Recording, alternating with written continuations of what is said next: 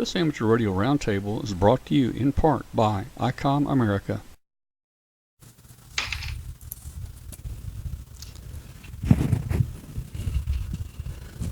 Hello. Welcome to live Amateur Radio Roundtable. Hello, I'm Tom Medlin, and with me in the studio tonight is Walter Rook, NR3E.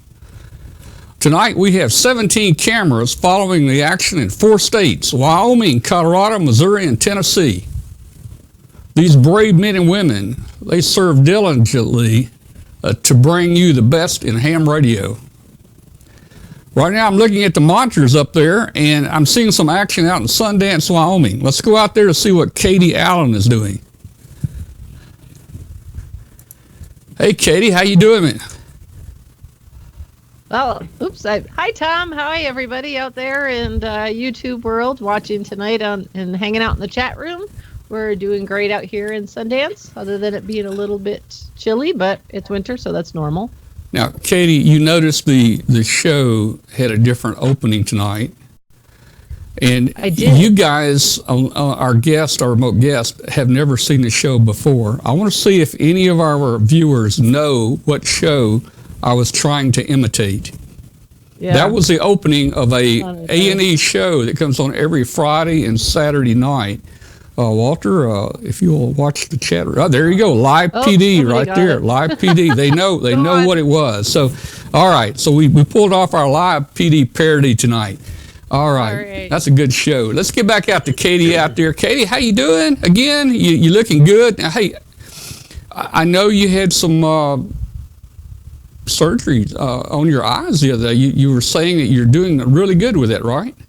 I am. I had LASIK done at the beginning of the month, and I can now see 20/20. So I'm very excited about that because I've been in glasses since I was in high school, and I wore contacts for a long time. But the last few years, my eyes were just really hating contacts, so I always wear my glasses, and I decided to go for it. And I still need reading glasses, and I very well may always need those, but right now I'm still in that adjustment phase. So sometimes I wake up in the morning and I'm like, I can't see anything. And so you guys are gonna have to get used to seeing me without glasses now. But it's really great to actually go to bed at night and see the other side of the bedroom, or wake up in the morning and be able to read my watch. So it's kind of it's amazing how bad I could see before, but it's interesting. Every day it's a little bit better and a little bit different, and I go back, I think, next week for my 1-month checkup. So kind of exciting. Well, that's great, Katie. Kathy had some of her eyes done, and I tell you, I'm not going to let anybody touch my eyes with a knife or a laser or anything like that. I mean, no, me neither. I don't know how you got. Man, I've actually been looking at. There's I've had beautiful vision until all of a sudden I get older. We go from eagle eyes to now I have trifocals. But It looks like there's it's called a lens replacement that we're looking at doing, so I can basically restore things back to the way they were. Right. Is unbelievably frustrated when you're used to being able to see things from a long way away and also very close to barely being able to see anything anywhere.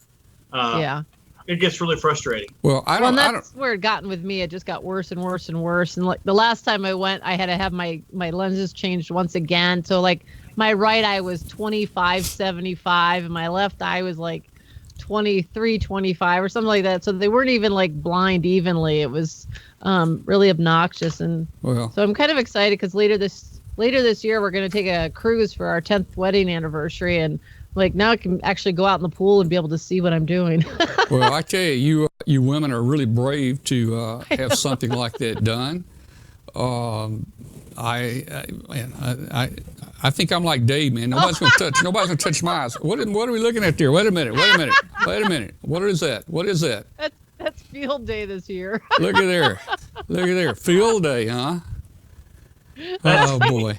If anyone wanted to know what Katie's like in the morning, there you go. All right, there she is. Okay, all right. Well, hey, let's jump out to our other cameras we're following out there in Colorado. Dave, what have you been up to? Well, good evening. I've been working on another video, which happens to be about antennas.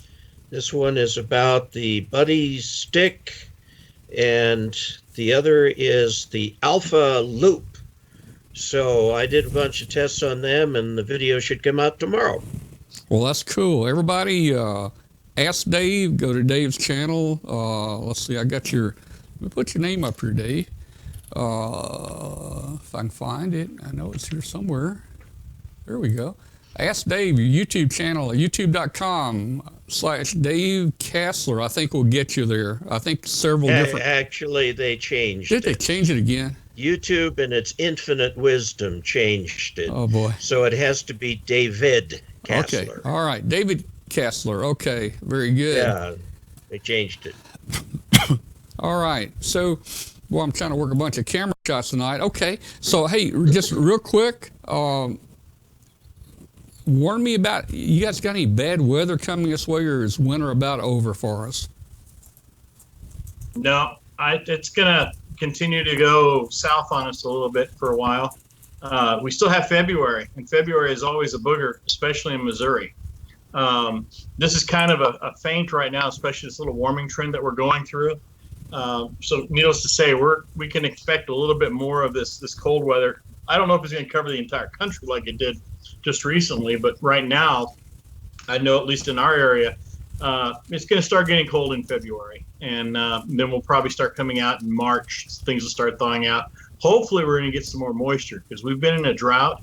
And one of the things I do a lot of is with my drone footage, I do surveys, and I just recently did another survey of our lake, the one that I live on, and we're down so far that even the spillway, there's a little notch in the spillway or in the dam itself. There's nothing coming out of it anymore. So that water level is so low that it's going to take some significant rains for that lake to fill back up again. Hmm. Well, we'll still have winter till May, so. Yeah. All right, well, let's do this. We have 2 seasons, winter and a couple of months of construction. All right, we've got several. As I recall, in the middle of July, what was it, 48 degrees in the morning? And it was cold when you guys were here for field day. Yeah, I mean, summer is minimal here. All right, guys. Hey, guys, let's move on to our section here called Shack Pictures. I think Katie's got some new Shack pictures for us.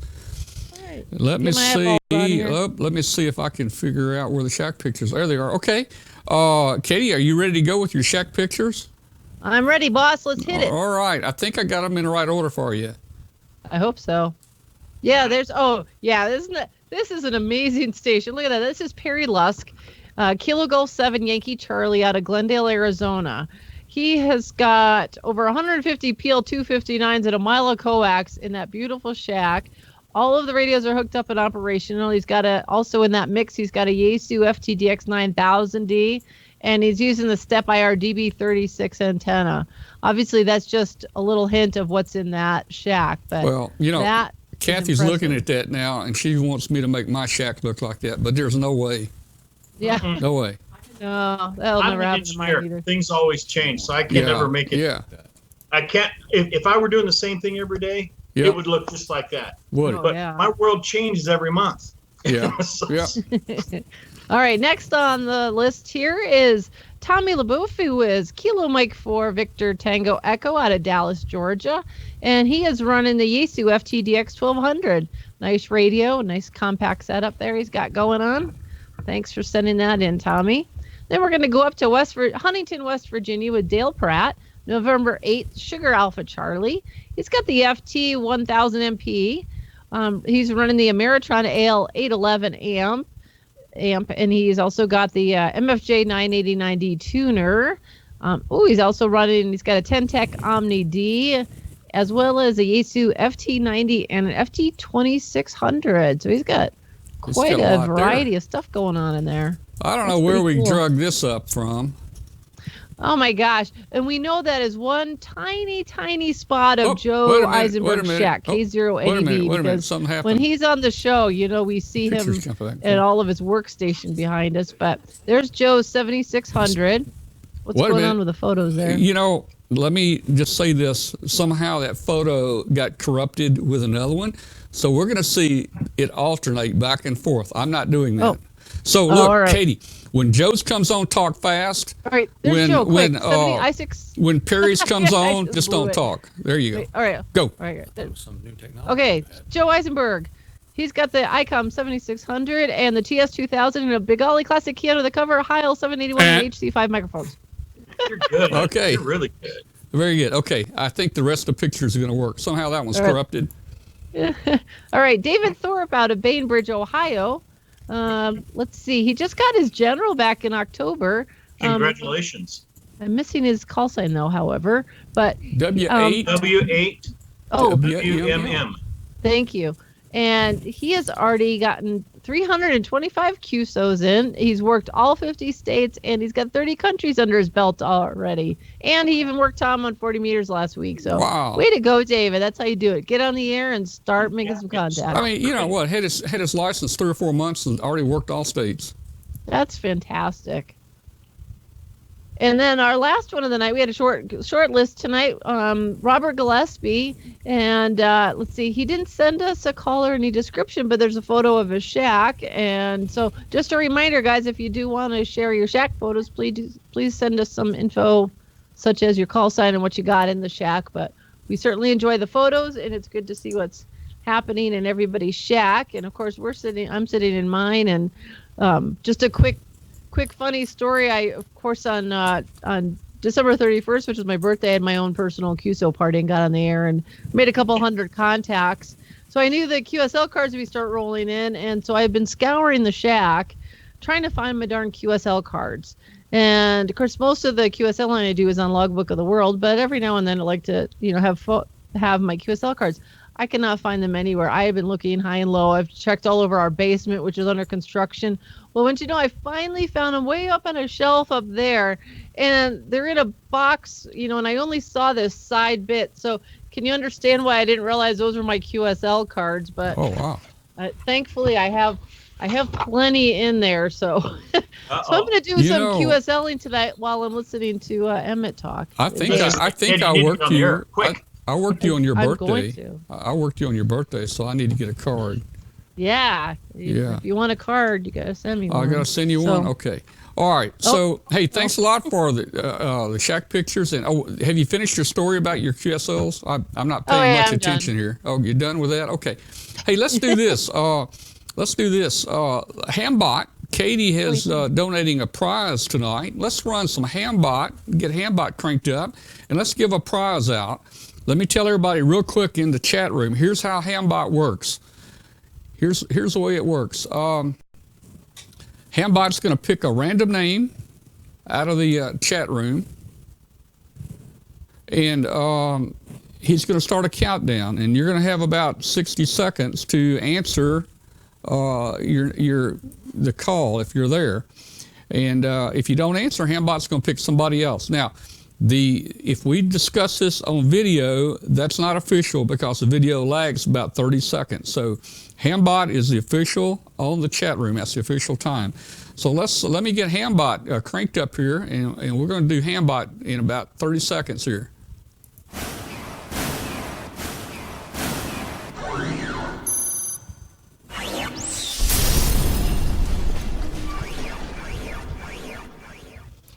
All right, let's see if Hambot will do his thing here. And let me see. Let's see.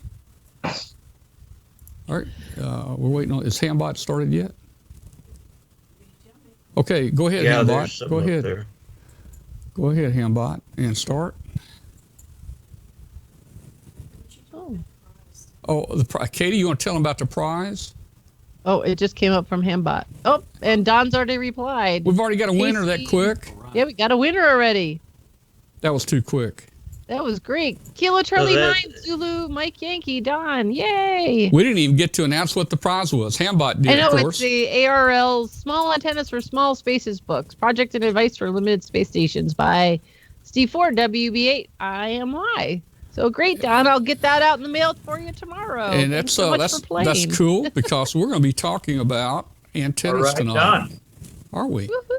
We need the applause again. Need the applause again? I could do that, but yeah. Hey, before we jump into antennas with Emmett, let's. I had heard towers. Dave told Yeah, we got me. Dave told me he was interested in a tower. He's never, I guess, had one there, and he's wanting to put one up. So, Dave, let's talk. Why are you so interested in a tower right now? I don't know. It's a bucket list item, I think. I've been a ham for 45 years, and I've always had, dipoles or verticals or something like that. Right now, I've got an HF9V butternut vertical, and I've got the MFJ cobweb with the new 30 and 40 meter edition. And I get on the air, and I can hear stations that can't work them, and I'm going, I've never had a tower. I need a tower. So that's sort of like saying, I need an automobile. I'll go out and buy one tomorrow. I am discovering that it's an extremely complex topic. Well, let me tell you one thing. Katie and Dwayne here have the tower of all towers out there. Okay. It's now, about 100 feet high, isn't it, Katie? So one of them is, yeah. The other one. You got a couple of them. What are you talking about? Yeah. We got a 50-footer, and then the other one's 100. Well, actually, I think it's just over 100 feet. All those cattle have been fertilizing her towers for her. Emmett doesn't have a tower. Emmett doesn't have a dog. tower. And I don't have one now. I had one for about 25 years, and I finally took it down. I got rid of my tri-band beam. I got rid of my tower. And Dave, I feel just as comfortable, and I can work any country I want with wires.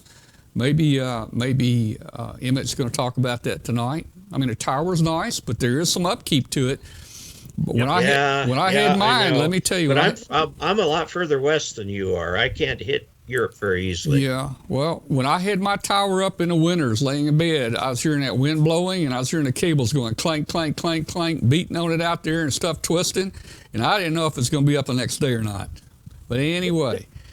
You try and talk me out of a tower. If you do get a tower, I would suggest something like not real high, maybe 48 feet or something. Put your cobweb up there. Yeah, 25 to 40 feet maximum. Yeah. 30 is a good number because of just the way all the math works. I need to get it up above the trees. We've got pinyon pines here. The pinyon pines top out about 35 feet. Okay. They're not real tall. You're looking at about 40 feet then is what you're looking for. Yeah, somewhere in there. That's not a bad size. So, Dave, are you really thinking about it, or are you just wishing? I'm making the transition. My wife is a ham also, but I'm having to socialize the concept with her. And the county would allow me to put up a 35-foot tower basically without restriction. But if I want to go up to, say, 50, I've got to go through the planning commission. And that could be entertaining, since I helped write the portion in there about ham radio towers. So I think 35 feet would be a nice tower. What do you think, Emmett? 35, if it gets you above the tree line. Now, how did you write your tower code? Was it written for the actual structure is 35 feet? The reason why I'm asking is I've had a couple people, especially in Missouri, where we have a similar code, but what happens is it's the structure, not the support mast. In other words, you've got your 35 feet and you have maybe 10 feet above that maximum to put your beam on, because that's considered part of the antenna itself. Yeah. I don't know. This is, they called on me one day. I think I had an hour to get down to the county building, and they were doing a whole section about towers, and what they were concerned about was the proliferation of cell phone towers. Right. And around here where we live, it's very scenic, and people get really, I don't know why they do, but they get kind of, they have trouble with towers. So. Well, what about all those windmills in Colorado? Well, there aren't any in Ouray County. Okay. I was going to say. Yeah. In fact, they were trying to put in a solar farm, which would have been a really good thing to do. But nobody in Ouray wanted it. They wanted a farmer's field right there, not a whole bunch of solar panels. So it's kind of weird the way things are here. But the key thing is it can't be visible from the highway. And if I took my drone, took it up to 50 feet, and I could just see bits and pieces of the highway. If I take it at 35 feet, I think I'm totally safe. You can't see it from the highway. You can see ours from the interstate when you look. Well, hey, Kathy, I look north and I see yours. Mm-hmm. It's pretty. It's pretty cool. Yeah, we realized actually we realized it from when Dwayne and Bill were putting the tower up, and they looked west towards a couple exits up, and off of the next exit from the interstate, 2 miles up, right off the exit, you can actually look up through the hills and you can actually see the tower. It's kind of cool. You just need to put one of those flashing party lights up on top of the thing. Keep people entertained at night. I want a disco ball up there, but I don't know if that's Yeah. So anyway, yes, I actually contacted a company in Grand Junction that does towers. Got their card right here, Mountain Tower, and they're going to give me a bid for a freestanding tower. So we'll see. If I can keep the whole project under 10K, I think I might go ahead. If I can keep the project under 5K, I'll definitely go ahead. If it's over 10K, I'm going to have to think long and hard about that. You know, so, Dave, I put up my first 80-foot tower for about $0. Mm-hmm. Back in those days, we used to do a lot of trading and different things, and I just came across a tower and guy wire and had friends help me. I climbed it 80 feet. You know, I had a tri-bander up there. And my friend that helped me get that and put it up, he worked for the Defense Depot government as a lineman, and he was, he climbed poles and stuff. He would climb to the top of a pole and stand on it. Wow. And he would tell me, he would tell me, now go up there to the top of that thing and shake it like crazy and just yell at it and dare it to fall. That's what he would tell me. No way. And you know what? Well, our worst expense for both of our towers was the concrete. That was the biggest expense, because the towers we got, like used from friends or what have you. So those weren't expensive. It was, we got some parts, pieces and parts, guy lines, things like that. Those were a bit spendy, but definitely, I think the concrete probably was the most. And I don't know how far away from civilization you are. We actually have a concrete company in town, so we didn't have to have them drive too far to deliver it. Yeah, there's one in town. So, we'll see. I'm not going to do anything, not going to break any ground until I have a handle on all the parts and pieces. Right. And there's a lot. I mean, rotators and all bearings and all that sort of stuff. Got to pick an antenna. If you're going to put in a really good tower, don't stick up an A3. Put something bigger up there. So we'll see. Let me tell you, anyway, it's not quite as bad as having a swimming pool. You can ground it into the pool. God. I've had towers and swimming pools, and summertime I love the swimming pool. When we used to live in Texas, every house, even in Florida, we always had a pool, and we lived on the ocean too at that time, which was kind of cool. Nice. But all right. I haven't missed one mine. One thing I will say about a tower is, even though wire antennas can go around the world, and a lot of people will say wire can get you anywhere, and it will.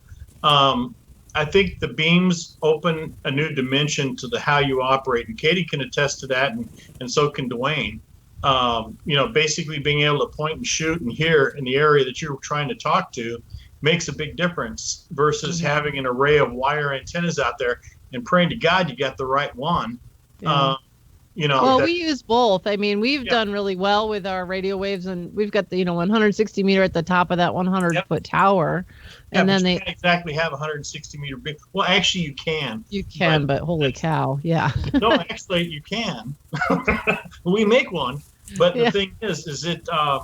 But the thing is with that 160, it's so large you almost have to look at having multiple antennas, which gives you north, south, east, west. Right. Or if you have a phasing system, you can do some steering with it, which I've got someone who does that over in Kentucky. And it really is kind of nice, because then you can just pretty much, steer his lobe where he wants it to go with the two antennas, which is kind of cool. Right. Yeah. Well, I will continue to look into it. And like I said, I've never had anything else. I had an amplifier fall into my lap a couple of years ago. That must be painful. Yeah, that must have hurt. Well, it's actually, the amp was very light. It's the Meritron ALS 500M. Okay. Yeah. And it literally, I think I paid $200 for it. Nice. And then my wife bought me the power supply, and that was like $300. Wow. Well, more than that. And because it's 75 amp power supply. And so I'm sitting here running 500 watts into a wire antenna. There you go. Well, you got the newer one. That's the newer one. I've got an old one that's been sitting in somebody's garage for like 20 years. Right. But it came right up, and it seems to work well. And, it's sort of like I have told everybody all my life, I've said this over and over again on Ask Dave, improve your antenna before you throw money at an amplifier. Absolutely. And then I've done the opposite. So one thing we've always liked to claim was when we were first, Dwayne and I were first married, we were still living in Devil's Tower, and we had his 756 Pro 3, and we had not a field day, excuse me, it was sweepstakes. And so November sweepstakes, and we invited some ringers out. So we had Ward Silver and 0AX and Chip Margelli, K7JA. They came out to operate for CW sweeps. Well, we literally had 5-gallon tubs stacked too high, 4 of them each of the corner, with plywood sitting on top of them, and our radio was on top of that. So that was our little Radio Shack, and the 30-foot tower, or maybe it was our 48-foot tower, and then Chip brought us 7800, and we came in something like 4th in the country for that particular contest. And we looked online, and the guy that was like one ahead of us overall had this big, huge, multi-million-dollar station, and we're cracking up because we're running on top of a plywood station here. But it's certainly, obviously, having power is nice, but a good antenna and just skill really make a world of difference. And I think for everybody who's watching too, Dave, it's going to be kind of fun to watch your progress as you go through going to, for the first time, for somebody who's been a ham, pretty much as long as I've been alive. Sorry, but to now be getting a tower for the first time. So how was Mr. Marconi when you met him? Yeah. Very encouraging. Very encouraging. He was. She's saying, no, never mind. She's going to kill me when she sees me next month. That's nothing new. Well, very good. All Why right. don't we turn it over to Emmett, because I'm real curious what he has to say. So Yeah, let's hear Yeah, all right. Yeah, let's get over to Emmett, because the last 2 times we've had Emmett on, we've never gotten around to the subject of antennas like we were wanting to, and so we rescheduled today. So Can I say, you got such a happening show that that's the way it works out, and that's fine too. I mean, Tom, you've got so many things to cover, and there's so many areas. And I mean, think about our hobby. It's so diverse. We've got everything from rocket scientists to hillbillies to whatever. People who are running, wire off of a tin can. Old cat's whisker radios. I'm not kidding you. I mean, I had one guy show me his neat little QRP radio that he was running out of a little tin that he made up. And that's the thing that is so cool about this hobby of ours. There's really not a limit to the, it's your imagination is the only thing that's limiting you right now as to what you can do in this hobby of ours. I mean, think about it, everything from super duper computers to the very, very simple fundamentals. Well, the one thing I do on my side of the world is, of course, I do antennas. And the big discussion is always antennas, because that's the thing that makes all the magic work. And believe it or not, if we look at our shacks, we've got tons of equipment in the background, but we've just got a piece of wire hanging outside. We spent $10,000, $15,000, $20,000. Now I'm exaggerating, but the reality is we will spend a considerably larger amount of money on the inside of our shack than we will on the outside. And I know I sound like a preacher sometimes when I'm talking about this, but we do. We spend more time and more money on the things on the inside because that's what's right in front of us. And we pretty much leave that thing outside that's making it all happen for us, for the years. And, one of the biggest things that we do and we deal with on a daily basis at our shop, because we actually do answer our phone and we do, help our customers out with questions on antennas and getting things working right, is you can't just leave an antenna up for 5, 10, 15, 20, 30 years and expect it to perform every year exactly the way it did when you first put it up. And in some cases, most people never, they'll put their antenna up and when you're talking about putting up your tower, my first recommendation, the strongest recommendation is put everything up with maintenance in mind. And that's pretty much what our discussion today is going to be is, the reality is, we go outside, we put this thing up. Yeah, this stuff is built great. It's supposed to last for whatever period of time. But the elements can get into anything and everything, no matter how perfect you think you put things together. The water will get in somewhere, or something will get in somewhere, or something will eat something, and then there's a whole chain of events that occur and cause us to pretty much lose the joy for whatever period of time it is. And of course, the very first thing someone does when something goes wrong is they call us and complain that the antenna isn't working, and it's a squirrel that ate the coax underneath, the day before the snowstorm, and then of course the snow covered up the coax, and then over time all the moisture got leaked into the coax, and then it froze again, and it gets to be a big mess. But these are some of the things that we end up dealing with on a regular basis. Well, Emmett, I just replaced a piece of coax this week that a squirrel had eaten halfway through. Mm-hmm. And I tell you though, we're talking about antennas here. Not everybody's going to have a beam, and not everybody's going to have a lot of money invested in that. And there's a person in the chat room, Ken, down in Odessa, Texas, W5MEU, old timer, been on a long time. And the thing is, have fun with ham radio and try all kinds of wires and antennas out. I think he uses barbed wire thrown over a tree and has coax hooked to it. We've got a lot of people that I had one guy say, I've got this electric fence for our cattle. Can I switch over and use it for an antenna?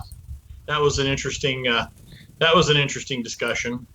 But yeah, that's just it. We as amateurs and hams, we use whatever we got sometimes, and it's amazing what you can do with what you got. You can see the screen, right? Is that all there? Yeah. Okay. Things to do outside of the shack. Okay. A few simple tips to make your life inside more enjoyable. Anyway, this is a little shot I took of our lake. Nice little moons, nice little sunset. We have some of the most spectacular sunsets, but the whole idea is, we need to start thinking outside sometimes, a little bit more than what we are. Maintenance is the key. Like we just opened up. Seasonal maintenance is the key. Whenever you do an installation, whenever you start a new project, think about what it is that you're going to do and how you're going to do it. And once I get this up in that tree, can I get it back down?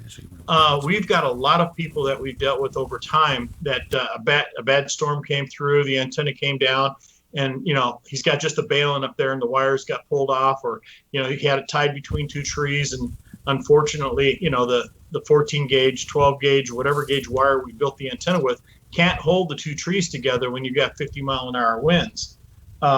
So now you have to figure out a way you're going to fix things.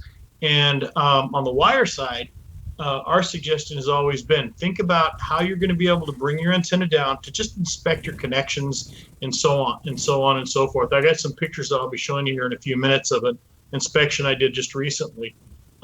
Verify and as you know, right now we've had some really freaky weather, bad weather, and like I told you about the incident where we got the phone call, the guy was all upset that our antenna wasn't working for him, and then a couple weeks later, come to find out, as things thawed out, a squirrel had eaten the coax, and snow had covered up the coax, and then water had gotten into the coax, so he ended up having to replace that whole length.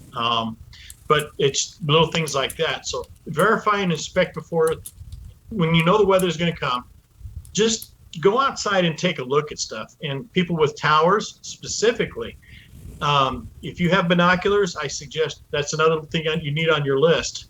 is use binoculars, or in the case of, I know you've got a drone, so now you can actually do your own tower inspections, which is something that I have started doing professionally for a couple, for some cellular companies and also for the power company, where we'll go through and I'll fly my drone through the tower or around the tower, the power lines, the transmission lines. We'll even run a FLIR camera on there so we can see if there's any hot spots or whatever. It saves them a ton of money after every major event, just to make sure that their equipment is working fine. So, it saves them, having to pay a climber X amount of dollars every foot, and we have a better chance of finding a problem than the climber would. Verify and inspect before every storm or weather. Secure anything that doesn't need to be outside, meaning if it doesn't need to be out there, go ahead and move it away, get it out of the area. Check and secure all and protect all fittings, meaning your coax. If you know you got bad weather and you've got a couple pieces of coax out there and you just got like a barrel splice or something like that, go ahead and get some tape on there. It may not be the perfect solution at this moment, but the idea is do something quick, do something simple to protect your investment, because that's what it really is. It's an investment of your time and energy. Disconnect and ground all coax connections. If you're having thunderstorms, obviously set your station up where you can ground your antennas. I can't begin to tell you how many people that we've dealt with of late, and I wish I had this one piece of coax I could show you of how. Oh my gosh. Basically, he sent us the coax, and it was where the lightning had traveled on the outer shell of the ground braid, and it literally split the coax for like about 7 feet, and it was pretty cool. It was colorful too, but and then of course after the storm, after the weather, check all your outside fittings again and connections after the storm. Use your binoculars, or your drone, and do a inspection of your tower. Look at all your joints. Look at your mechanical assemblies. With the weather that's gone through, especially with the hurricanes that happened last year, the stuff that happened to the equipment that was out there is phenomenal. And you'd never know it until you went out to play it. And of course, it's the day that you decide to go out and do something on your tower or on your radio that things aren't going to work because you didn't bother checking it. And then, of course, verify everything is the way it was before the storm. Here's a good example of what I'm talking about. As you can see, I know this isn't a really good picture of this connector, but what basically happened is they basically screwed it all on. It was on for about 4 years, and they never bothered checking it. And so now you can see you got all kinds of oxidization. Let me get my pointer pen. You got all kinds of, crud and all that right around there. Okay, but then you can see you've got some oxidization inside of here where moisture got in and things started arcing. And if you look over here, right on the side, you can see some spots where it was arcing. And of course, this is like one of our oldest isolation balance. But the thing is that literally they just put it on there. They let it set for 5 years. If you check this every once in a while, let me go ahead and get out of that. Oh, darn it. What are you trying to do? Oh, is my screen looking all cattywampus now? Yeah, I mean, there's you right there, and there's what we're seeing. You got Dave right in the middle of your presentation. Okay, Dave's here's another one. Now here's one. Can you see this one right here? Yeah. This is one where he actually did. You can see the tar. We had to get all this stuff off of here, but you see, look how nice and clean that connector is. But here's the deal. We did this. He's doing this every 6 months where he goes, he takes it all apart, looks at it, cleans it up. We have a kit that we sell just for cleaning connectors and so on. We have these, they look like Q-tips where you literally, it's just the right diameter that you can slide it inside that, those teeth there. You slide it in and pull it back out. You don't twist it. You slide it in, pull it back out, and it helps to remove the oxidization and so on. The other problem that we run into is out here on the threads themselves, moisture can permeate it, and once that happens, you either need to replace the connector or figure out a way of getting it clean, and then put recoat it and then reseal it and then go back again. The whole trick is once every 6 months or so you need to do that. Hey, Emmett, let me ask a question. Someone brought it up in the chat room. What about dissimilar metals? You've got PL259s made out of different types of metal. Yep. What happens when you get, a good quality silver SO239 matched up with a cheap Chinese PL259 that's made out of tin? Pot metal. Yeah, pot metal or whatever. That's the other problem you run into. And that is also the other reason why we have the kit that we have, because we actually have a component that goes on those outer threads. It's called Nulox. You can actually get that at Home Depot or Lowe's. Use a very, very fine amount. Put it on the threads on the connector, not on the coax piece, but on the connector itself. And what that does is it creates a sacrificial coating. So that way, it basically helps to keep moisture out, keep air out, prevent oxidization, and then when oxidation does occur, it becomes sacrificial. So you're not damaging that nice silver connector with the zinc connector or the tin connector or whatever the heck it is that chemical is that they use. Magnesium, I've even seen it. And this, of course, is my good friend Wade Harris. We're out at the Batfish doing maintenance at the base of the tower. We're literally going through checking the coax. It turns out we ended up having to change some connectors. Even though we taped it all up nice and neat and it looked all pretty, that's what it looked like when it was, let me zoom in. See how it started to see all the yuck and guck? Well, this turns out that this whole connector assembly has been there for, maybe 10, 15 years. And this used to be silver, okay? But you notice how you see the discoloration and all that? Part of that is from when they soldered it. And the other part of it is from, literally things getting hot over time. And this is one of those situations where, you definitely need to replace this connector. And that's what you saw Wade doing, was basically clipping this off. We also took a look at the back here in the coax area just to see what it looked like. And it looked like there was a little moisture in it, so we ended up cutting the coax back a little bit farther. My old rule of thumb is if it looks like you've had moisture in it, especially on a commercial side, you need to replace the whole coax, because once moisture gets in it, there's a good chance that the vapor and everything else, or the moisture's pretty much permeated your whole coax. Excuse me. Okay. Another thing is inspect your lines. This is a picture of a friend of mine in Florida that had his antenna set up for years outside, and he ran it through a tree, and he had that really nice Dacron rope and the coax. And as you can see, the tree itself, I have a better picture. I'll zoom in for you too. Okay, you can see it literally grew around the coax.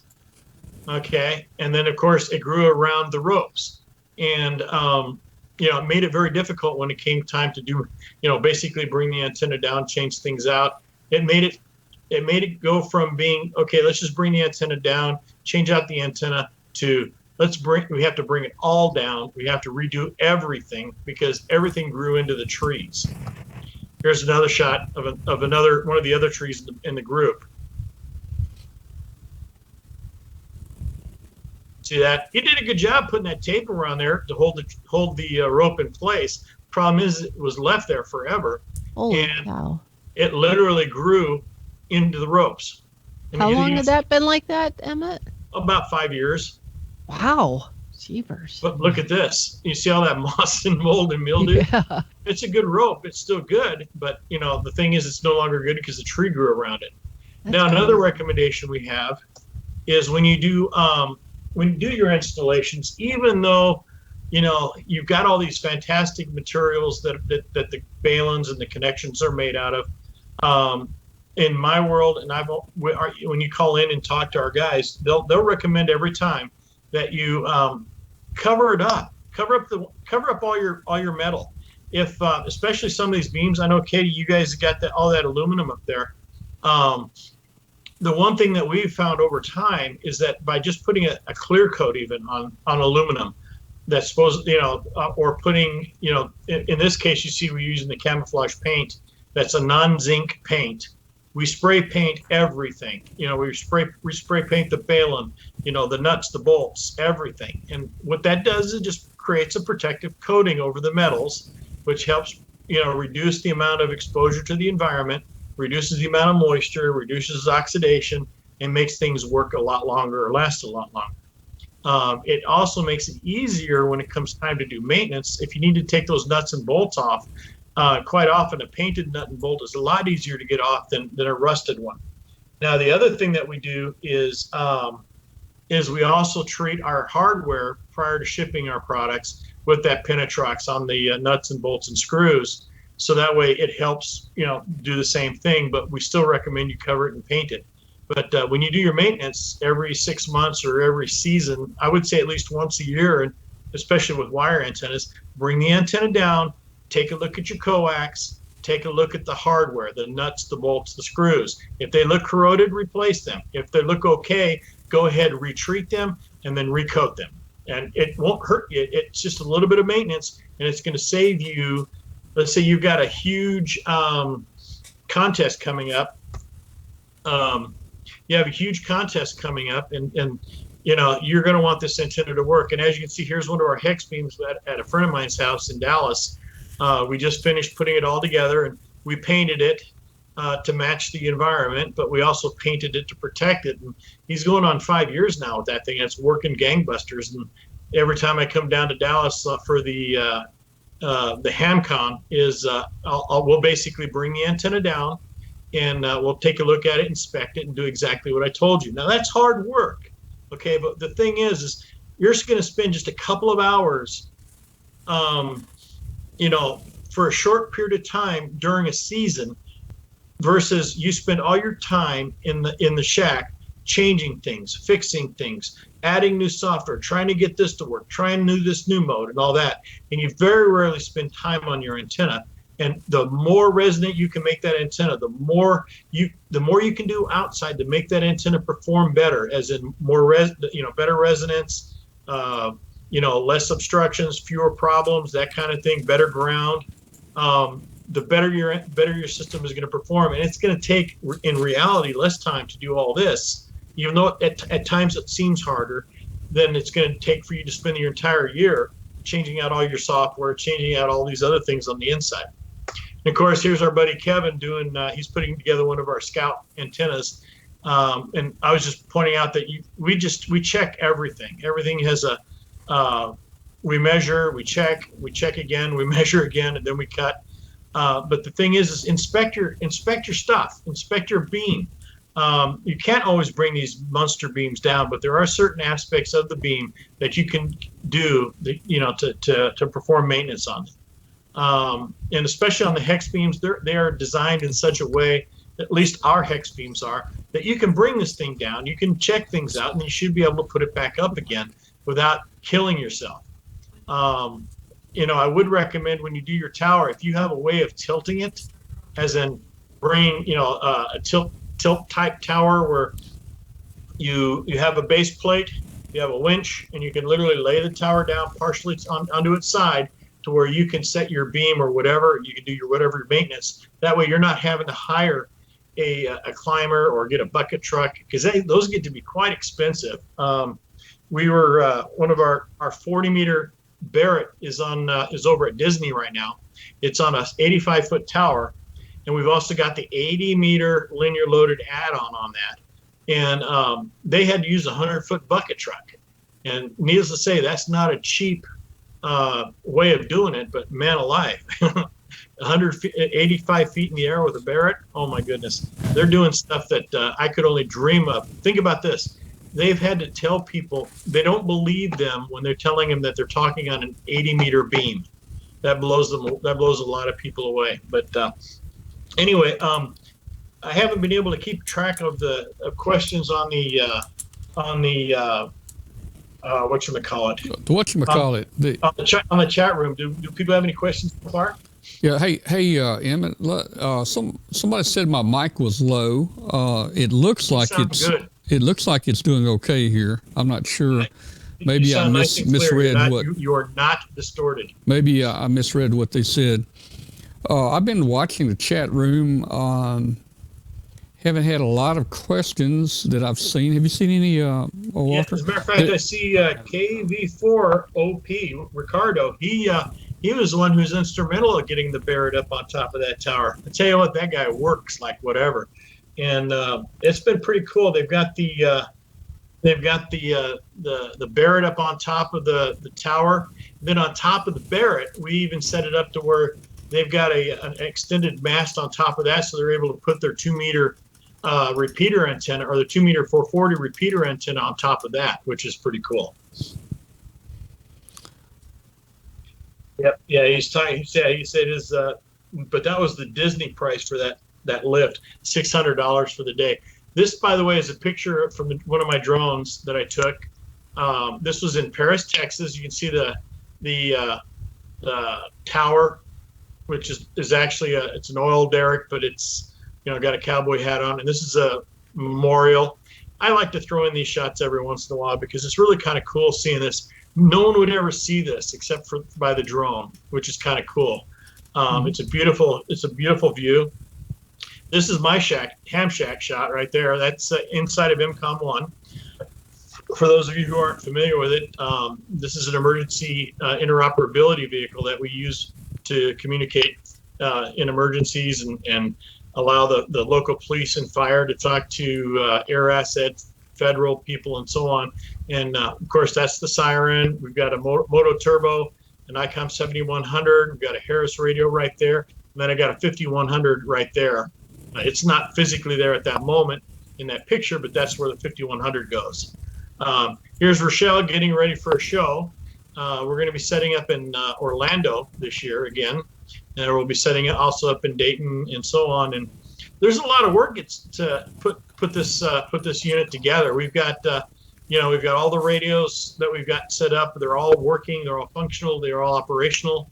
And it's, believe it or not, it's quite a wonderful piece of equipment. Hey, Emmett. WZ1L wants to call in. Sure. Yeah, I was going to say, can we open the phone lines? I don't want to interrupt your presentation, but I don't know if you're ready. Please do. That's the whole idea. If you're ready for this. Okay, I'll put a phone number up. The phone number is now on the screen. If anyone would like to call in, you can call 901-286-1116. And Emmett, let me take just a quick break here while we're waiting on a call. Right. I'll be right back, so don't go away. These messages, I'll be right back. Don't go away. Happy New Year's from ICOM. Start out the new year with a bang with one of ICOM's new available products. Communications have never been so much fun. The new ICOM IC7610 is a direct sampling software-defined radio that will change the world's definition of an SDR transceiver. It has RF direct sampling system, 110 dB RMDR, independent dual receiver, and a dual DigiSelect. A new D-Star communication device is here. The ID31A Plus is easy to operate and is available in silver, red, or gold. It provides worldwide digital communications. You can share pictures and text messages, and it's IPX7 waterproof, compact, lightweight, and tough. Visit www.icomamerica.com/amateur for more information on ICOM radios. Okay, guys, we're back, and I think we have Bill WZ1L on the phone. Bill, you there? Yeah, hello. Good evening, Tom. My question to Emmett, okay, when I was in Dayton, I should say Zania, at the Hamvention, I bought a G5 RVE, and I bought a ball, and I believe it was a 1-to-1. All right, so I bring the antenna home, okay, and it's one of these that's got the 450 ladder line, and I don't know, this connected that looks like a fishing rod line holder. But anyways, I could not get that antenna to tune, in regards to anything above lower than a 3-to-1. And I bought a brand new radio, an Yaesu FT1200DX with an internal tuner, and it would not tune that. I waited 20 days until they put the YT1200 that came out from LDG, and I still couldn't get the thing to tune. What did I do wrong? The G5RV is historically a problematic antenna, in that the number one thing we recommend is you always use an external tuner for that antenna, or because it's never really resonant, or even close at times to being resonant on any of the real bands. It is mathematically efficient, but it's not resonant. So consequently, a lot of the internal antenna tuners will not, give you that match that you're looking for. So the how do I say it? So basically, what's happening is there's a couple things. One, you can give us a call, and we can probably walk you through some things. A lot of it has to do with how you terminate the antenna. 2, what kind of grounding do you have? How long is your coax? There's just a lot of things that make that affect how the G5RV works in the environment that it's in. And it's better dealt with when we can deal with it on, let's say, on a one-to-one basis. But a lot of times it's basically not an antenna that you can just plug into the back of your radio and it will work. Unlike the DX80, which in many cases it will work on most radios with an internal tuner. So it's just one of those things about the G5 that it's a nice antenna. It works great. It's just that you need that external ATU. And if you're ever one of these days, I wish I could play it. I've got a video of Varney, who is G5RV, describing his antenna and how it's used and why things work the way they work, and the caveats that he added when he designed the antenna itself. And literally, he said it was designed to have an ATU, as in an antenna tuning unit, at the base, as in you've got the 2 wires going into the parallel line, and then he designed an ATU that went right there at the bottom, and then you have your coax coming into the shack.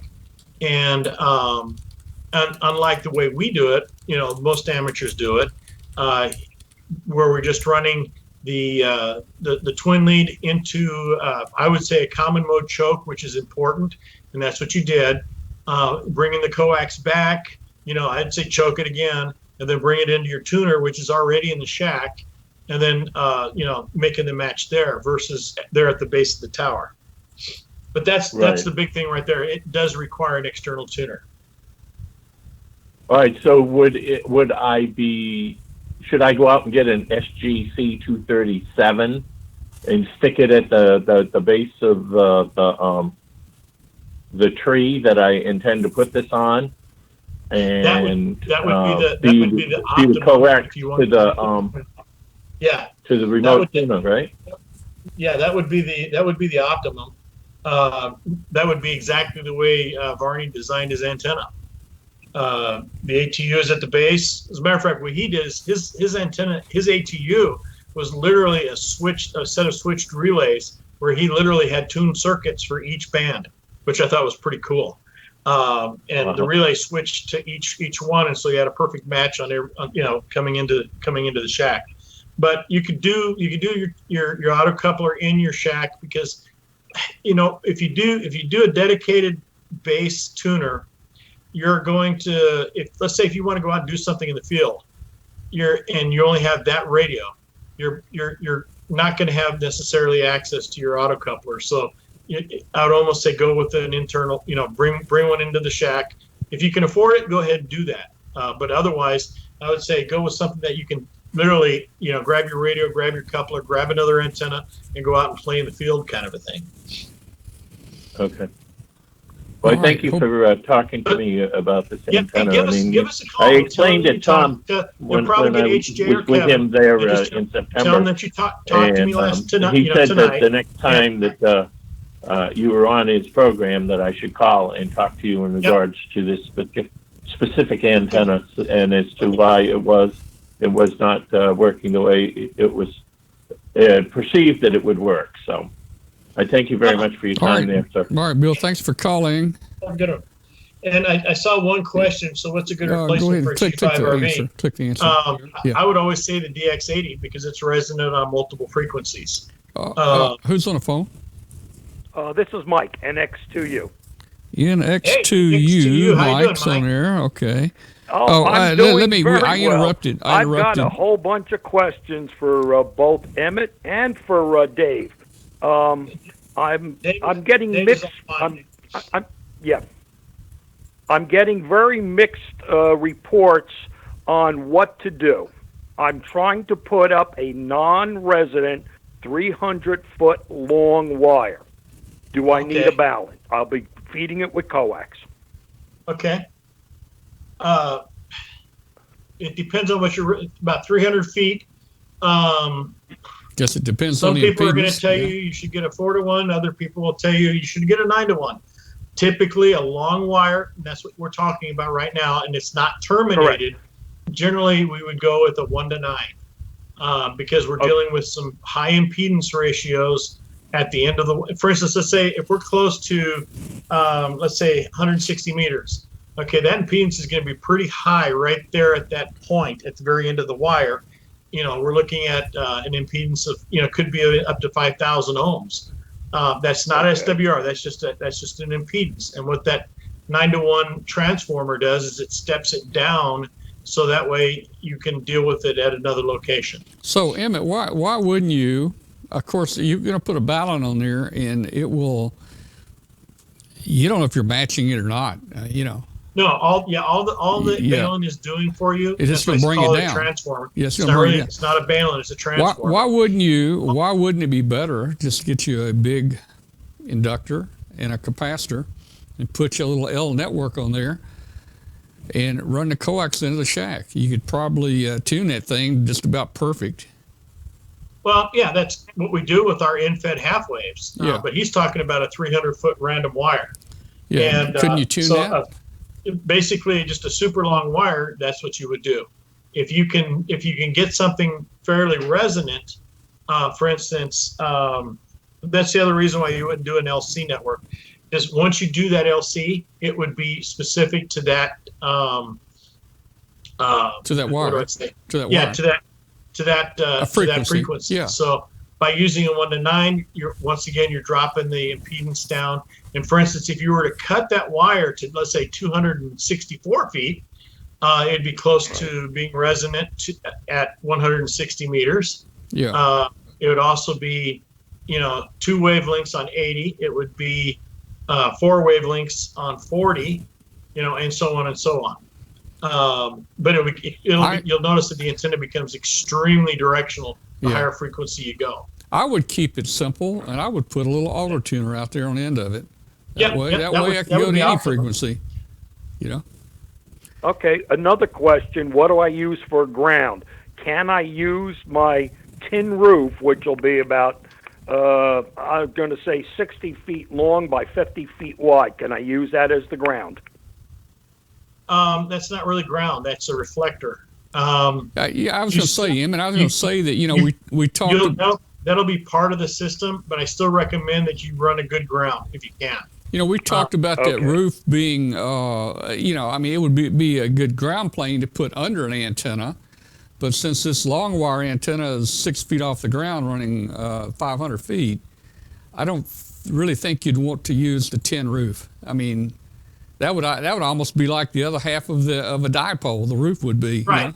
Right. It would be. Like I said, it's a good reflector, and it would be a good ground plane effectively. But you also do need to have a good ground as well, especially because we're talking about a long wire. Yeah. You want that ground working with that wire. Understand that wire, even though you're transmitting with nothing underneath it, almost 75% of that energy that's being shot straight down into the ground is being absorbed by the ground. It's not being reflected back up again. And by creating that circuit, by either running a wire or by just putting in a ground rod and relying on the minerals and the moisture in the soil, you've just increased your reflectivity. Okay. Another question for you. I just put in a 300-foot beverage antenna. Do I need a balun on that? It's strictly for receive.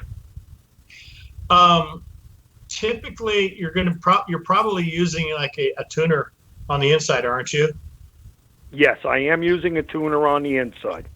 Okay, you're using a tuner on the inside, and then because it's a beverage wire, I would even recommend going as far as getting a like a 3-watt 800 ohm resistor or a 450 ohm resistor, and on the end of the wire, run it all the way down and tack it into ground. And you'll notice that the noise level almost disappears and the signal levels go up because you've literally gotten rid of the static electricity. I just put a 500 ohm 50-watt resistor. I got it sealed, and I grounded it on the far end.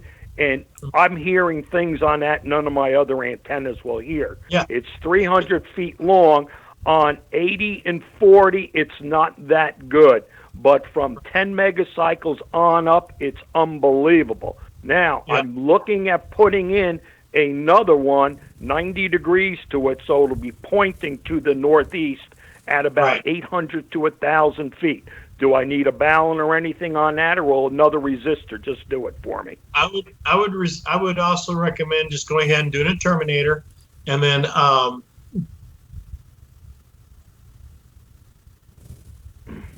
Emmett, you there? I think we just lost them. I think Emmett just froze up on us here. We may have lost Emmett. Let's give him a. There you go, Emmett. You back There with he us? is. He's back. okay. All right, there you I go. can't see myself. No, just kidding. There we are. Okay.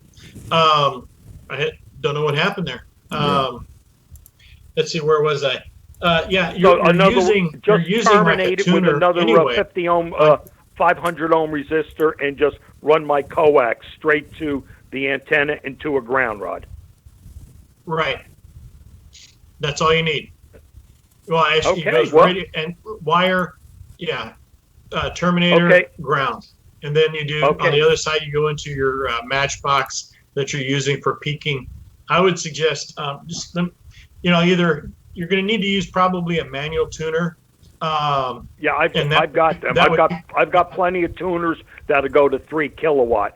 On the balun, the 9-to-1, do I need a voltage or a current balun? Current is better because it has a lot of better noise immunity issues. Also, the one that we make is an isolation transformer, meaning that it just works out a lot better. But the voltage balun is a hard transform, meaning it will do that 1-to-9 ratio regardless of what goes on. So if you're transmitting, it would translate into heat if the antenna wasn't resonant.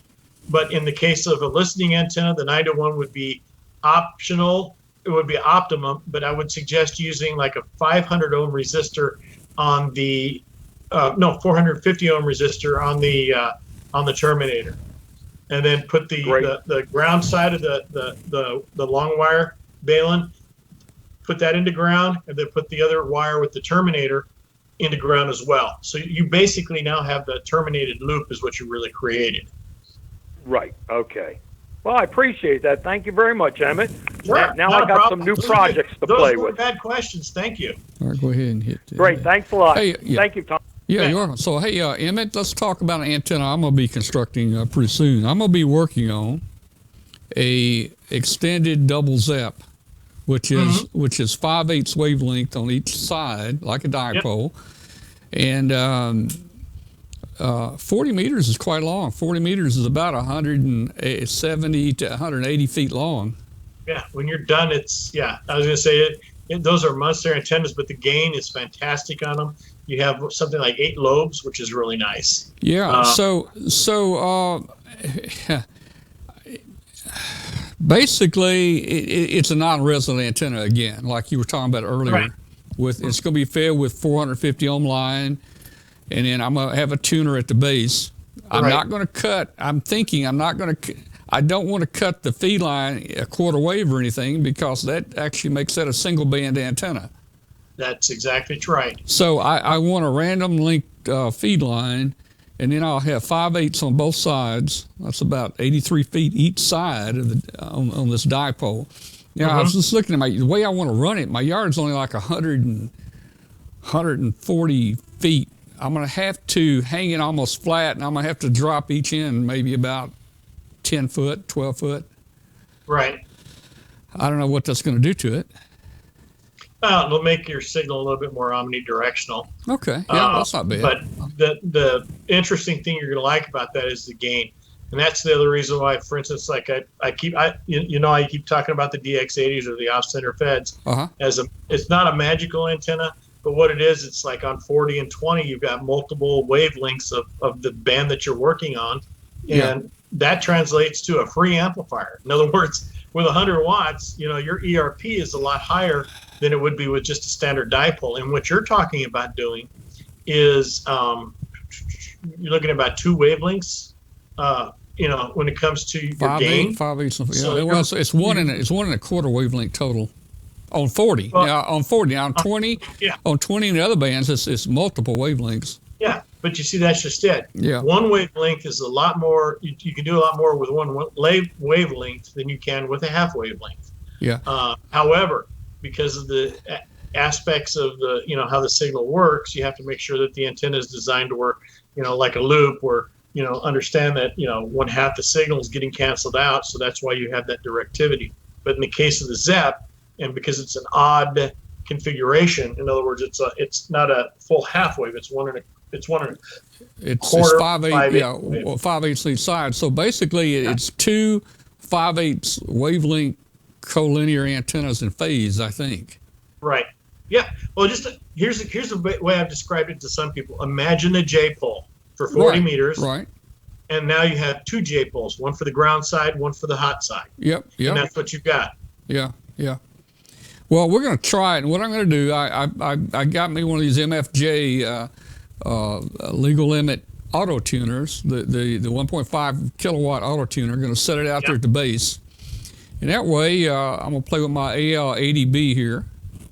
That is the coupler that I used on our NVIS loops in Ecuador on top of all the control towers at all the airports, all the federally controlled airports, which in Ecuador, all the airports are controlled by the government. I've got an SGC 237, I think, and Walter's using the same thing. I put him on that, but it's only a 100-watt tuner. It's good for, a radio with 100 watts, but since I'm playing with this amp, I had to have something out there. So I wanted me an antenna out there that I can run high power on and go to any frequency, any particular band. So that's the reason I'm putting that kilowatt tuner out there. So we're going to see how it works. The weather's starting to get better. And W4AAX asked a question. I'm confused. Does he want us to use a tuner on a listing beverage? Is that a thing?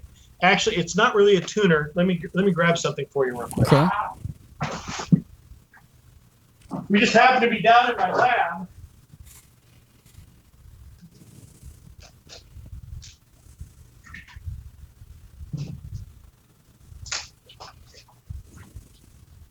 Now, one antenna, one product that you can use is something like this. Okay, it's basically an active antenna. Okay, and what that does is allows you to bring that wire in and create. Remember, Tom, we were talking about that LC circuit. Yep. Okay, or you just use a regular manual tuner. Okay. Yep. And what you'll do is you'll adjust your inductance. You'll turn on the radio. You'll listen. You just start. Well, actually, you set your capacitors to 0, which means that they're not doing anything. Start turning your inductance to where you hear the maximum amount of noise. Right. And then you start tuning these two things to peak your sound or peak your audio. Right. And what you're doing there is instead of using a balun to make that match, what you're doing is you're actually creating an LC circuit that is sensitive to that frequency that you're wanting to listen to. And it let's just say it makes the antenna work a whole lot better. A lot of people will use just the balun and the resistor, and it works great. Yes, it does. But if you really wanted to get serious about listening, doing this, it cuts so much of the noise and a lot of the other artifacts that you would get with an antenna that you haven't, basically peaked. One of the things I used to do as a kid, I used to listen all the time, and that was one of the things I learned was that, if you can make your receiving antenna extremely sensitive, you're going to hear a whole lot more, and it's going to get rid of a lot of that noise. The other thing that to point out too is back in the day when, well, actually our first radio station was one of those Viking Johnson systems where we had a transmitter and we had a receiver, and we had a receiving antenna and we had a transmitting antenna, and we would switch between the two antennas to transmit and receive. As a matter of fact, one of my first projects as a ham radio operator, it wasn't my first projects, but it was one of my bigger projects for, when I started really doing things on the voice side, is I made a relay that would automatically switch between the two. So when I would press transmit on the radio, it would fire that relay and switch us over to the transmit. Well, first it would ground the receiver, and then it would switch over to the transmitter. And anyway, that's another story for another time. But here's a question. I hope that answered your question. Yeah, here's a question. VA1DWG said, so what about grounding a long wire at the end? Is that not shorting out the antenna? And actually, it's just kind of completing a circuit. It's like a loop, I would think, right? Yeah, it's creating the loop. But my recommendation is that you'll get better sensitivity by just putting a terminating resistor in between the ground and your wire. And what that basically does is it, I don't know how the best way of describing this is what it basically does. It'll do a lot better if you don't just do the ground. If you don't just plug it into the ground. You're better off if you can just use a simple resistor. It doesn't. If you're not transmitting on that wire, which you shouldn't be, a 10 watt, 5 watt resistor should be more than sufficient for what you're doing. Now understand that if you have bad weather, lightning or whatever, you could blow out that resistor. So a bigger resistor would be better. But the reality is, put the resistor in there. It cuts back on the noise. You'll hear better. If you just stick it in the ground, you'll still hear, but you won't hear as good. Hey, Emmett, one thing I thought about, and I think Mike needs to be careful with this beverage antenna. Even back in college, I was on a second floor, and we had a long wire out the window for a couple hundred feet, and just the wind blowing across that wire would bring so much static electricity in. We made a little box that would make arc, and we could draw arcs for 3 and 4 inches across these things, and you don't want that going back in your radio. And that's why you have little spark gaps, and you have that's the other reason for the terminator on the other end too. That resistor does a lot of. That's the other reason why you have so much noise with just running the wire unterminated.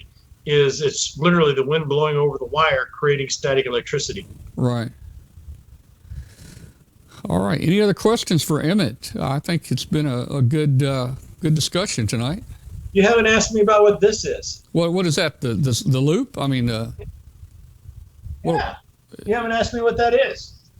It looks like a hula hoop. Can you see that? The hula hoop? No, the hula hoop. Yeah, this is our new.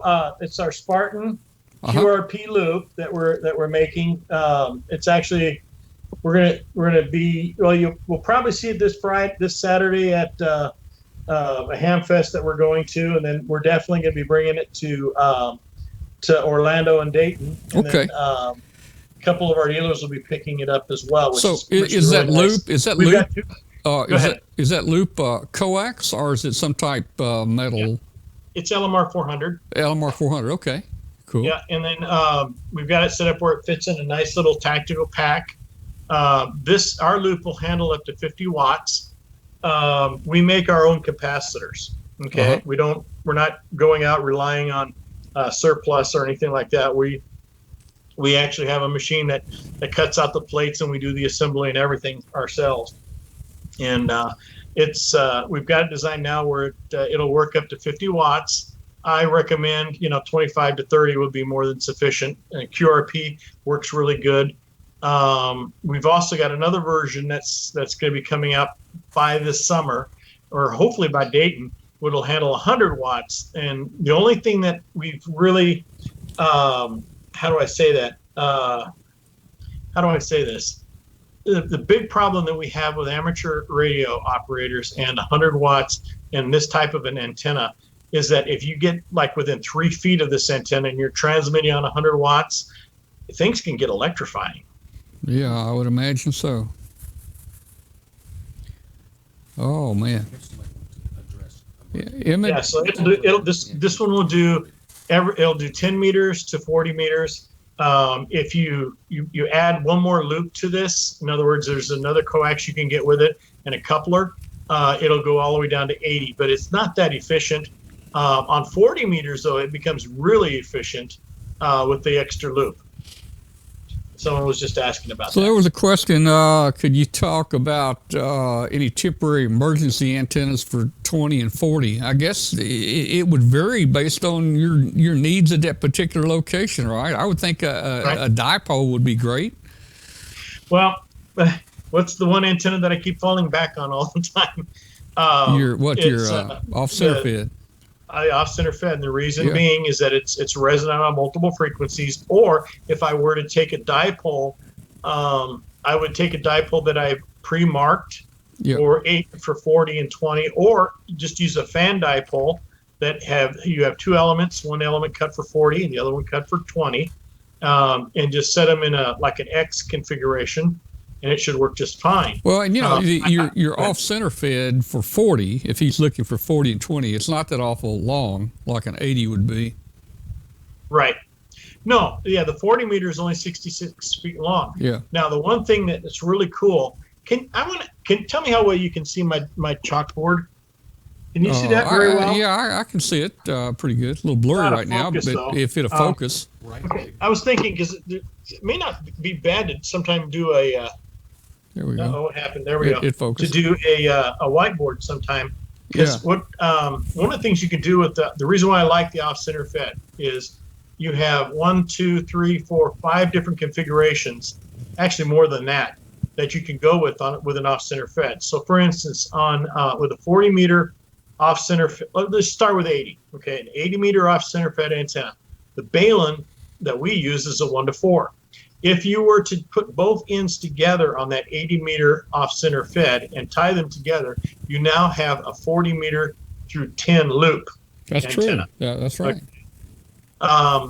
If you were to put a terminator in that position too, you now have a terminated loop antenna, which gives you 80 through 10. The other thing you can do with it is you can do a vertical L, where one leg is on the ground, the other one's going straight up in the air. You have obviously inverted V, flat top.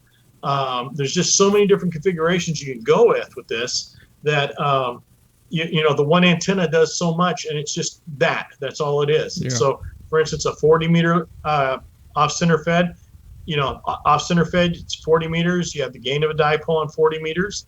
On 20 meters, you have a full wave. On the 80 meter off-center fed, you've got a full wavelength for 40 meters and 2 wavelengths for 20. So it's a multiplier is what it really is, and that's why I kind of like it. All right. Anybody have any more questions for Emmett?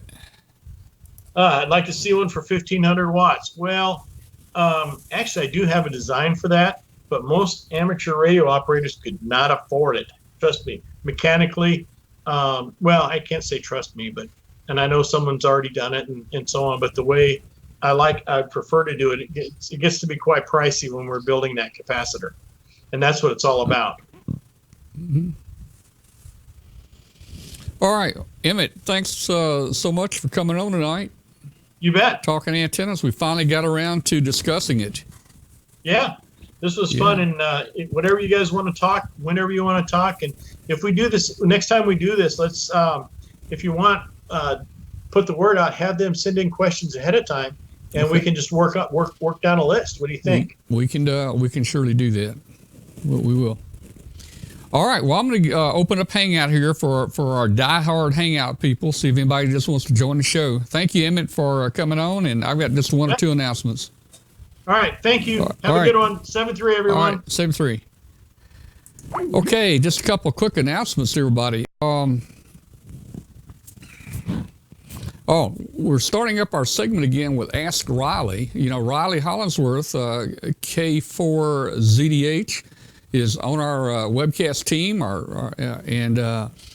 he is retired from the FCC. He was a special counsel to the FCC, and he was his job responsibility was the enforcement of the ham radio bans when he worked for the FCC.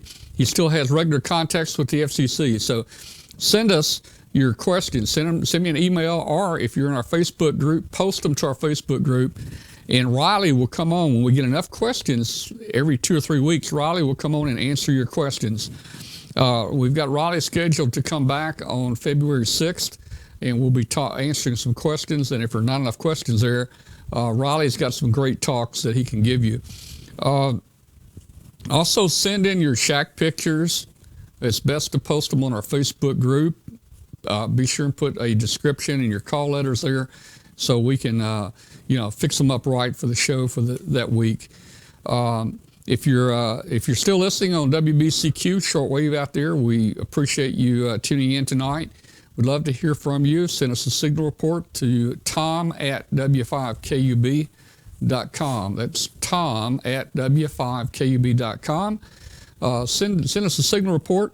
And for everybody that's just tuned in, whether you're old or new, if you haven't joined a Facebook group, please join our webcast Facebook group.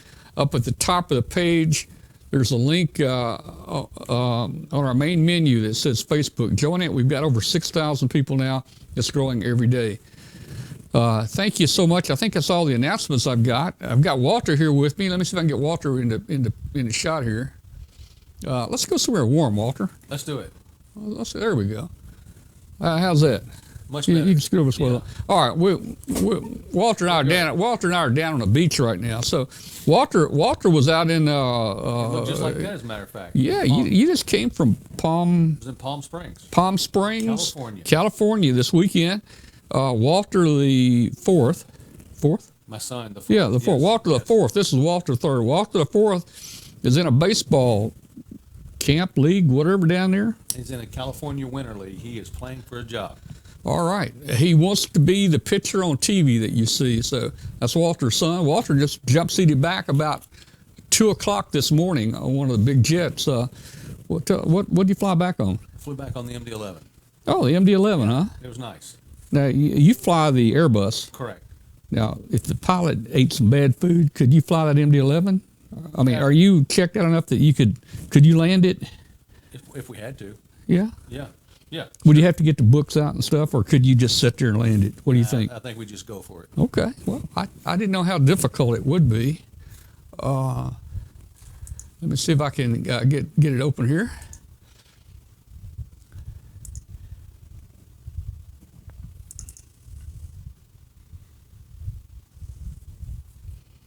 Let's see. Google regulations restricting them in any way.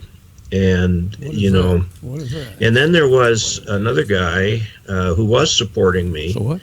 who said, he thought I gave it an honest review, talked about the good parts, the bad parts, and then, stated my opinion. I got it's coming in on Something Skype. like that So ought to be locked down a little bit. let me see what that's more. coming in on. We've got some. So I was It's right here. taken aback. It's right there. It's right there.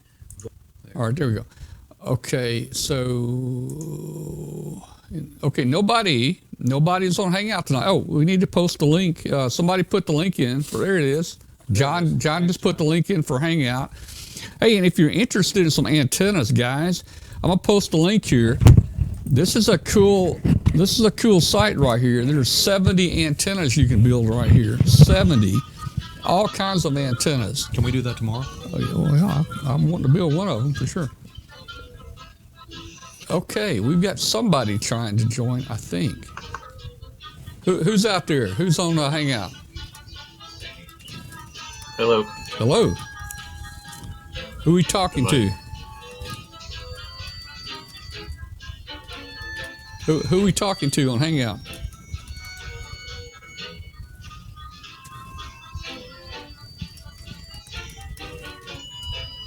Well, He's not doing very well. If you're listening on the webcast, you need to turn that audio down because it's delayed. You need to be listening on Hangout audio.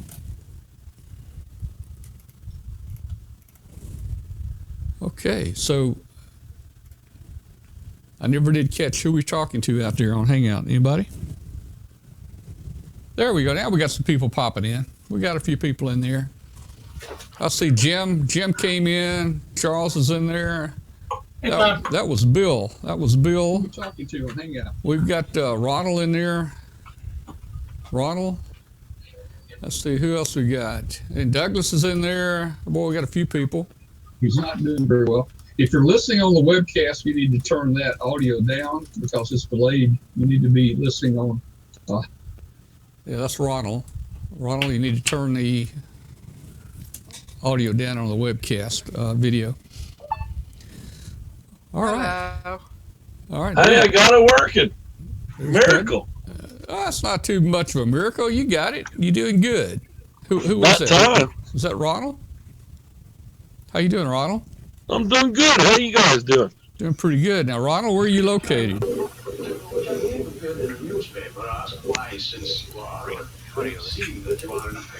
Ronald, where are you? Where am I going to put this thing? I guess I'll put it over here.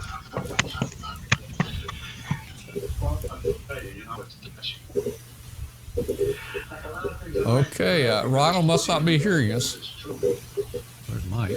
I see Mike in here. Mike, how you doing tonight? Mike, can you hear me, Mike? Ooper Mike, are you with us? Ooper Mike, hello. He's not hearing. Yeah. Mike, hello, Mike. Who's watching TV? He must be. Ronald, where are you located, Ronald?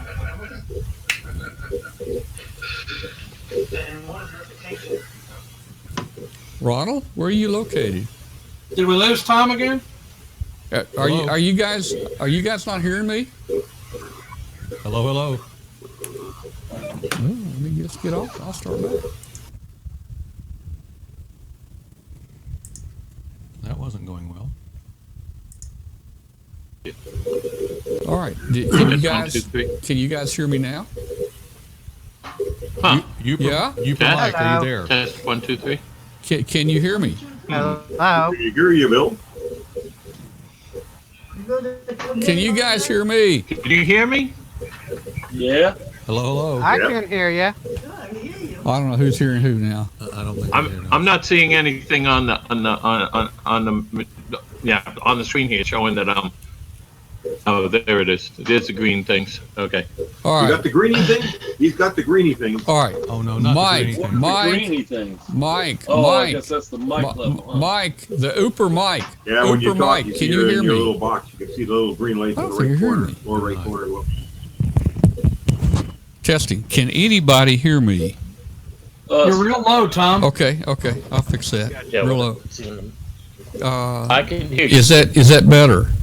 Yes. Yeah, we can hear you now. Okay. All right. Bill, can you hear us? Hello, Bill. I think he's got to put his earphones in. Or Ooper Mike, can he's you putting hear us. us?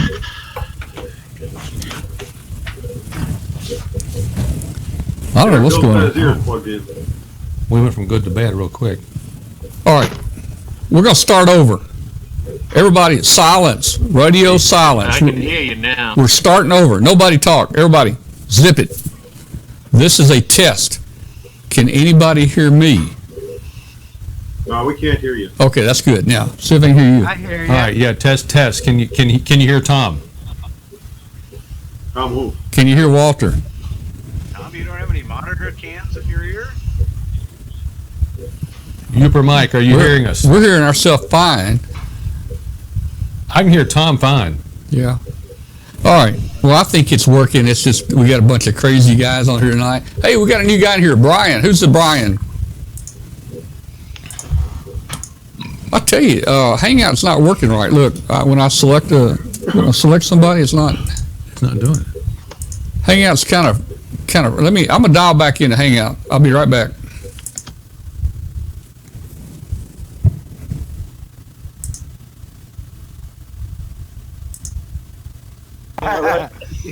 Okay.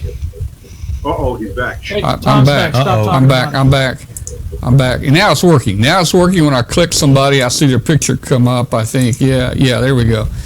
I think Skype was kind of hosed up. Hey, who's the new Brian guy? Brian? Hello? Well, I don't know what we he didn't want to talk. I see Charles. Hey, Charles, how you doing? Good, Tom. How are you? Doing good, man. Hey, I saw last week that you showed that Helicrafters radio that I've got here. Yeah.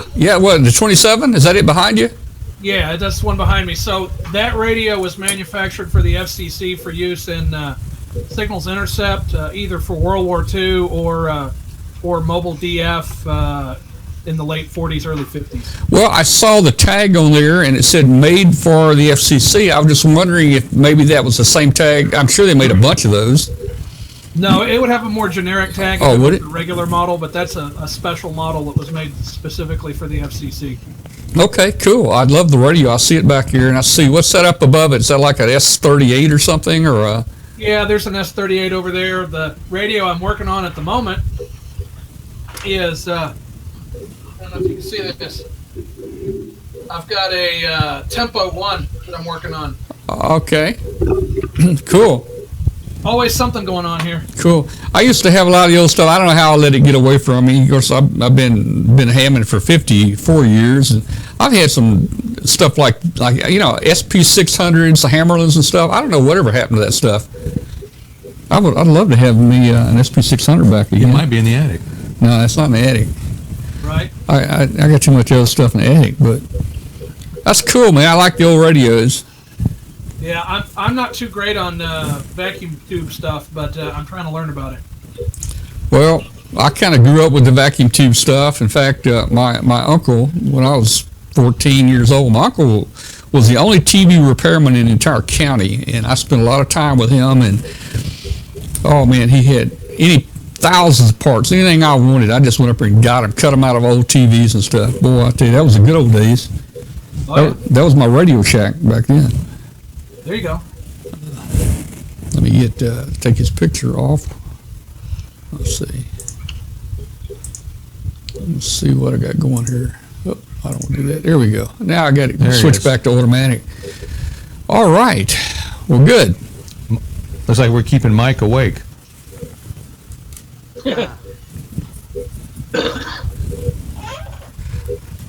Or not. I think we earlier had some problems with Hangout there. I had to restart Hangout, but I am having some problems with some knockhead batteries. They're getting a little old in the wireless mics here, and I think they're starting to flake out on me before the end of the show. And I thought maybe that's we have to recharge ones. Yeah. Let me see if I can get you in here, Walter. There we go. Let's see if I can get you in here. I think I got everything working now, finally. Looks like it's working. Let's see. There we go. Got you up there, Walter. How about that? Let me get you moved in up here. Here we go. There's the guy. Yeah, now you guys can see Walter. Right. There we go. This guy's got his Star Wars headset on. I still think that thing's going to go off. Bill's saying something, but you're kind of choppy, Bill. What were you saying? Okay. Mike, are you hearing me okay? I hear you. Okay, I don't know why Bill's not hearing us, so I think he's got an issue. Let's go to Brian here. Hey, Brian, how you doing, man? Tell us who you are and where you are. Hey, buddy, I'm doing pretty good. Where are you located? There we go.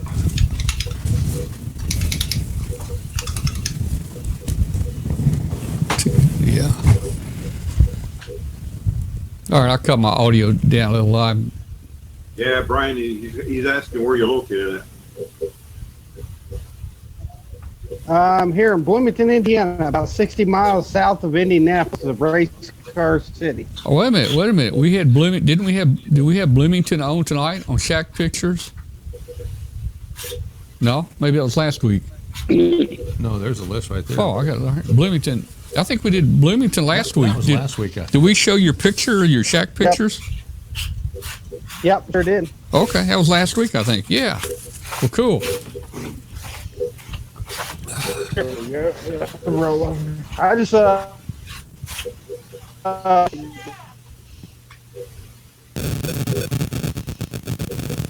I tell you, we must be having some trouble tonight. Yeah, we got to get a static. I know you like the old stuff. Yeah. There is a Epsi R3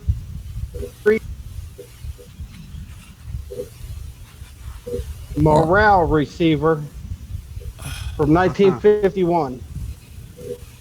Okay, cool. There's only about 700 of them built. Nice. And I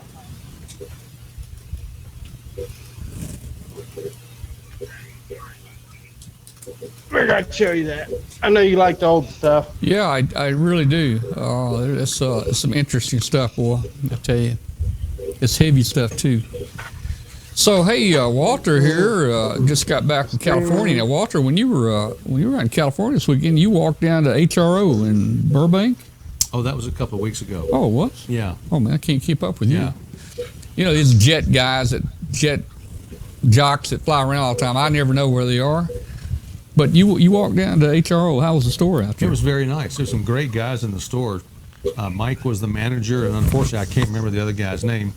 But they were terrific, very friendly, very accommodating, and just nice to talk to. That's cool. Glad you got a chance to get by there. I was looking to see if Rhea's in here. N2RJ. I don't see her. No. All right. Well, guys, I really think Hangout is kind of acting up tonight. I'm hearing all kinds. Tom, your audio's going funky again. My audio is? Okay. All right. I can fix that.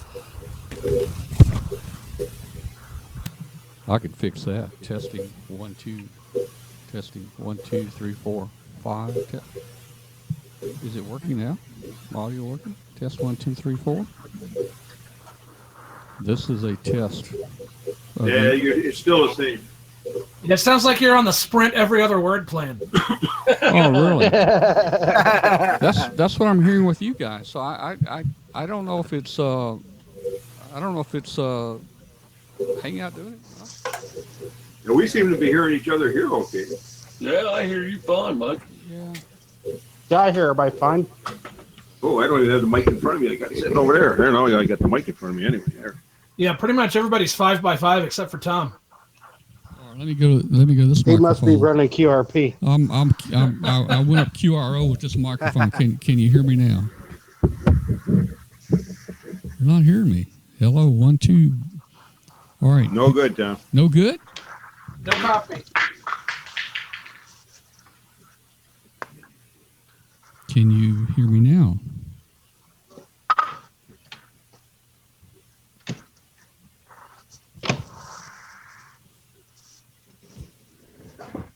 Well, I think you got just too many control switches in front of you there. You know, this is the same. You gotta be like us, one simple mic and a camera. This is the same system and PC that we use for our Skype guest. And it's been going all night, but Hangout's not working, so. I think it's Bill's fault. Could be. Hello, 1 2 3. I think somebody unplugged your audio amplifier. I don't think so. Let's see.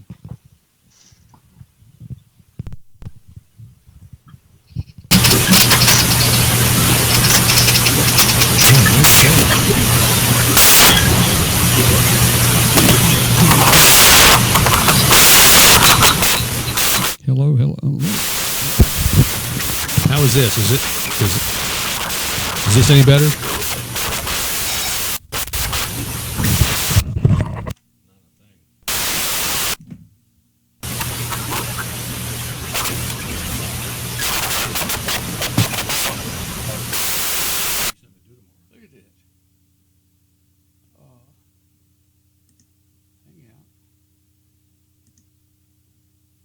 Yeah, I don't think it's your microphone. I think it's some setting you've got on one of your control boards there. Now I can't hear you guys. Now let me see if I can hear you now. Hello? Anybody there? Well, you told us not to talk.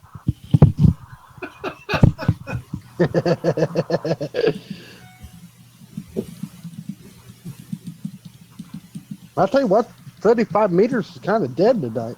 Is it? At least on my end, it is.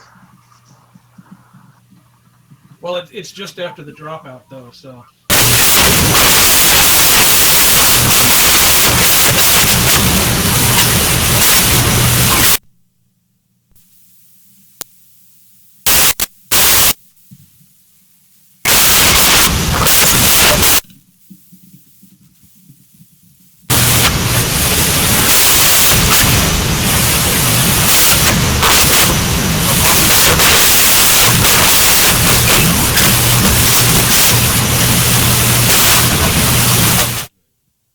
Something major is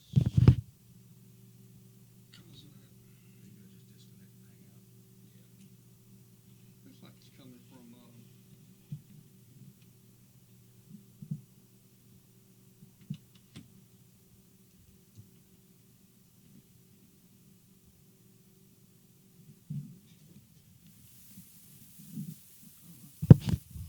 Test 1, 2, 3, 4. It's working here. It's just not going back to Hangout right. Don't know what's causing. Okay, guys, 73. We'll see you. Goodbye. Bye bye.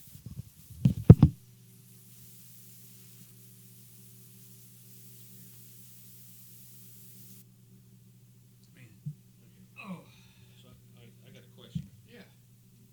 on this. Uh-huh. How much power will this take?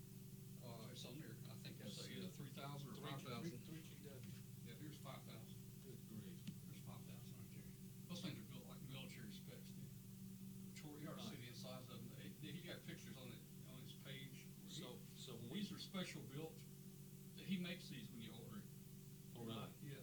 Have you opened it, or is it? No, it's got a silicone seal around it. Right. It might leak if I opened it. You don't I wanna do could, but what he does, he squirts that around it.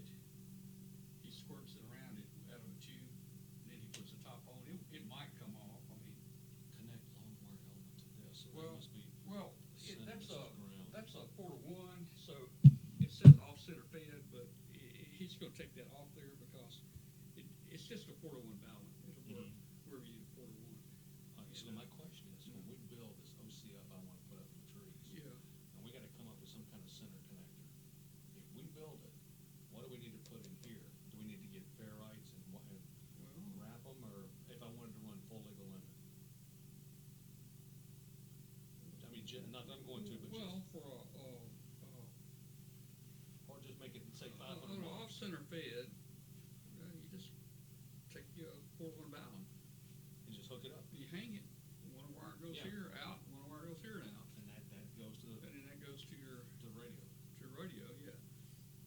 You may not want something that. Can we just build a center connector like out of PVC and Well, but wire? that's got a balun in it. I mean, How much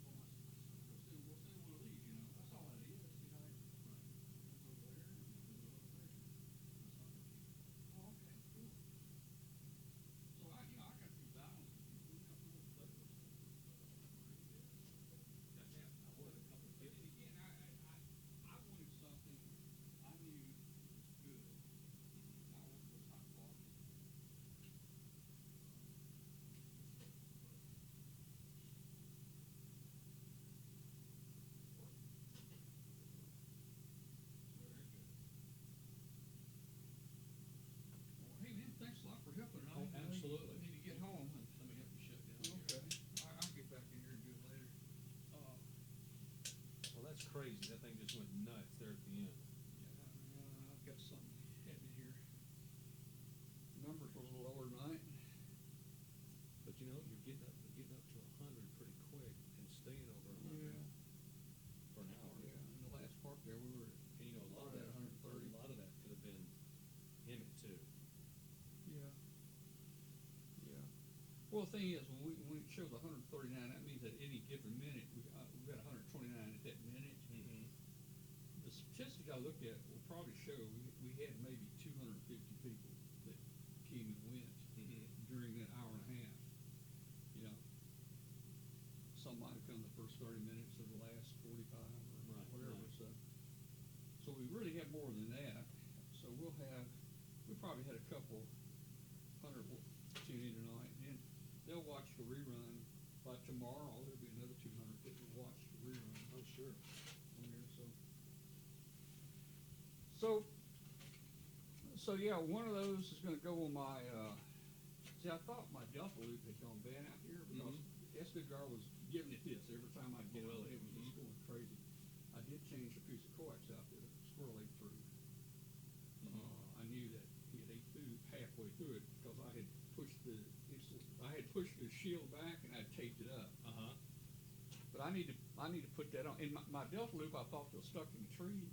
I was able to pull it down. I could untie the ropes and I could pull it down. So what I'm going to do, I'm going to put that 4-to-1 balance on it and take the other 4-to-1 off.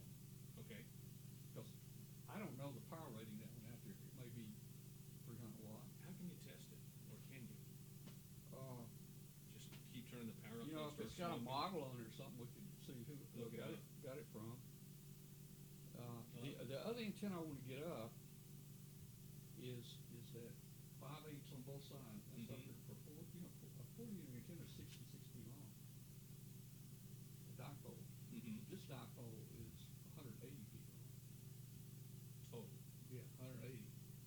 And if I'm on call the next 10 days, fine. but if I'm not working some morning, so I'd be glad to come. So I've got the ladder line.